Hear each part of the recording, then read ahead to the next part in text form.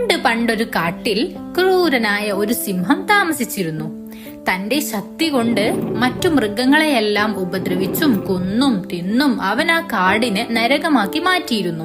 ഒരിക്കൽ അവൻ ഒരു മരച്ചുവട്ടിൽ വിശ്രമിക്കുമ്പോൾ ഒരു മുയൽ പുല്ലു തിന്നുന്നത് കാണുകയുണ്ടായി. മുയലിനെ കണ്ടതും അവൻ സടകുടഞ്ഞ് ഗർജിച്ച് അതിന്റെ അടുത്തേക്ക് ഓടിച്ചെന്നു. എന്താണ് നടക്കുന്നതെന്ന് അറിയാതെ മുയലച്ചൻ പേടിച്ചുപോയി. മറ്റെന്തെങ്കിലും ചിന്തിക്കുന്നതിനു മുമ്പ് തന്നെ സിംഹം തന്റെ തൊട്ടടുത്ത് എത്തിക്കഴിഞ്ഞിരുന്നു. തന്റെ അന്ത്യം ഉറപ്പിച്ച് മുയൽ പേടിച്ചു വിറച്ചുപോയി. പക്ഷേ അത്യാഗ്രഹിയായ സിംഹം തന്റെ അടുത്തു നിൽക്കുന്ന മാനിൻ കൂട്ടങ്ങളെ കണ്ട് മുയലിനെ ഉപേക്ഷിച്ച് അവയെ ലക്ഷ്യമാക്കി നീങ്ങി. മാൻകൂട്ടത്തിന്റെ മുന്നിലെത്തി ശൗര്യത്തോടെ ഗർജിച്ച് അതിലൊരു മാനിന്റെ പിന്നാലെ അവൻ ഓടാൻ തുടങ്ങി. മാനുണ്ടോ വിടുന്നു.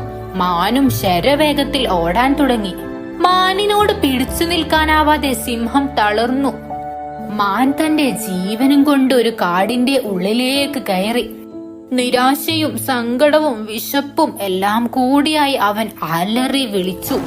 തന്റെ അത്യാഗ്രഹമാണ് ഇതിനെല്ലാം കാരണമെന്ന് അവൻ തിരിച്ചറിഞ്ഞു. അവനോട് തന്നെ ലജ്ജ തോന്നി. പിന്നീട് ഒരിക്കലും അവൻ ഒന്നിനെയും അനാവശ്യമായി ഉപദ്രവിക്കാനോ അത്യാഗ്രഹം കാണിക്കാനോ നിന്നില്ല.